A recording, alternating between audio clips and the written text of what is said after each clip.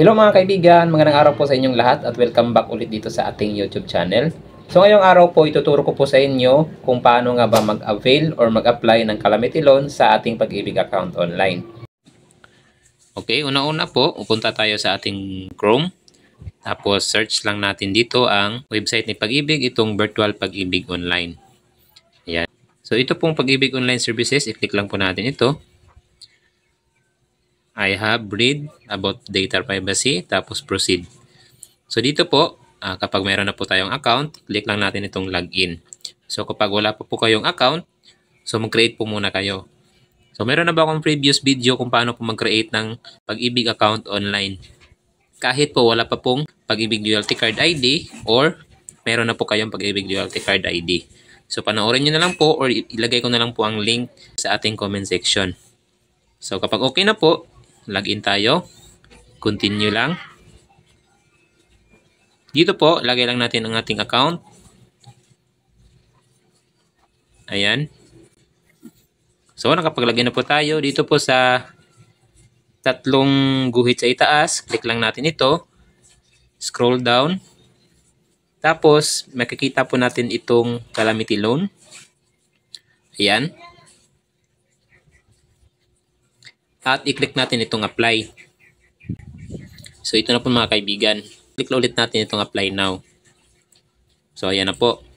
So, makikita na po natin dito mga kaibigan ang ating account details tulad ng members contribution. Ayan, loan entitlement. Ayan, aggregate loan balance.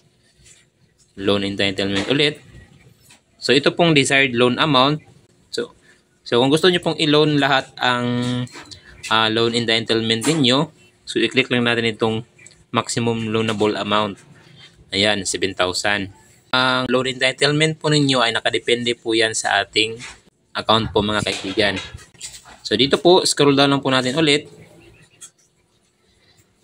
Ayan, makikita niyo po yung net proceeds natin.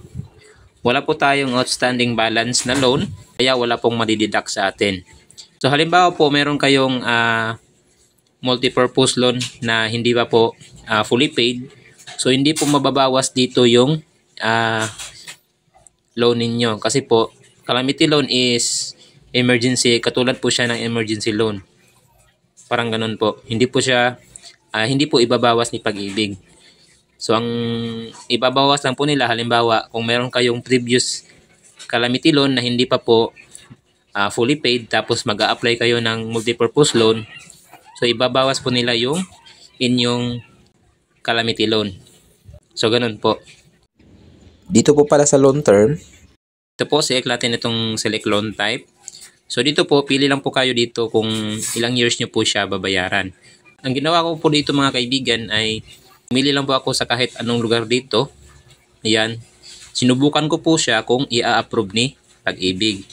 Na-approve naman po ni Pag-ibig kahit hindi po magkapareho yung lugar kung saan ako nakatira. So madaling salita po, okay lang po siya. Ayan. For example, itong 2 years. Ayan. Pero ang pinili ko dito mga kaibigan ay naka-indicate po siya kung saan ako na lugar. So halimbawa, from Mindanao ako. So pinili ko po dito yung lugar kung saan po sakop siya ng Mindanao.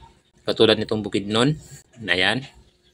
Kapag okay na po mga kaibigan, so dito po sa Select Loyalty Card Plus, so ayan, select lang po natin. Pagkatapos po, click lang natin itong box and click natin itong submit. At pagkatapos, click lang natin itong yes. So magsisend po ng one-time PIN si Pag-ibig sa ating registered mobile number. Kapag hindi na po active ang inyong registered mobile number sa kay Pag-ibig, need nyo po talaga na i-update ang inyong mobile number. Pumunta lang po kayo sa Pag-ibig branch na malapit sa inyong lugar at i-update po ang inyong Pag-ibig mobile number. So meron na po tayong previous video ulit about dyan. Ilagay ko na rin po ang link sa ating comment section. So i-click lang natin itong okay. So ayan na po. Kapag okay na po mga kaibigan, ilagay lang po natin dito ang OTP code. Ayan. tapos proceed. Kapag nalagay nyo na po yung one-time PIN, magte-text po ulit si Pag-ibig itong your Pag-ibig Calamity Loan application has now been successfully submitted to your employer. At maghintay na lang po tayo na i-approve na po ng ating employer ang ating Pag-ibig application form. So bali po sa akin mga kaibigan, ang ginawa ko po, tinawagan ko po yung aking employer at ipinaalam sa kanila na nag-apply ako ng Calamity Loan online sa aking Pag-ibig account para po ma-approve kaagad nila ang aking application. At kinabukasan po mga kaibigan ay na-approve naman po kaagad nila. So ngayon mga kaibigan, kung gusto nyo pong i-check ang inyong loan, punta lang ulit tayo dito sa ayan, 3 guhit. Pagkatapos po, piliin ulit natin itong Calamity Loan, then apply. So ito na po yung ating status ng ating loan. So dito po mga kaibigan, na-approve na po ng aking employer.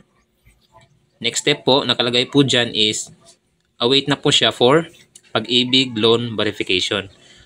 Kapag ganyan po mga kaibigan, maghihintay na lang po tayo ng 3 to 5 working days. So hindi po kasali dyan ang Saturday and Sunday kasi po wala pong government yan. So kapag na-approve na po yan ni Pag-ibig mga kaibigan, ay papasok na po siya kaagad sa ating Pag-ibig Loyalty Card account.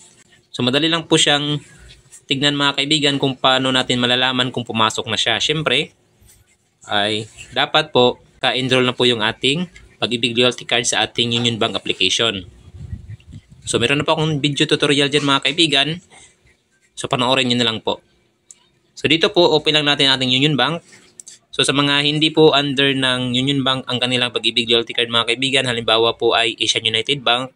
So pasensya na po, wala po akong tutorial about dyan kasi po wala pong Asia United Bank na Pag-ibig Loyalty Card dito sa aking mga kasamahan. Hindi ko po talaga mabigyan ng example tutorial. So ang meron lang po ako ngayon is Union Bank. So kapag gusto nyo pong tignan, so i-click lang natin itong quick balance. So ayan. Nakikita nyo po, hindi pa dumating yung sa akin. So i-comment ko na lang po sa comment section dito mga kaibigan kung ilang days po na-receive yung aking Pag-ibig Calamity Loan. So yun lang mga kaibigan, sana'y meron kayong natutunan at sana'y nagustuhan nyo po ang ating video ngayon. So kung bago ko pa lang dito sa ating channel at napadaan ka lang, so please follow sa ating Facebook page. So ilagay ko na lang po ang link sa ating description. So i-follow nyo po ako. So pwede po kayong mag-ask doon sa ating Facebook at tutulungan ko po kayo.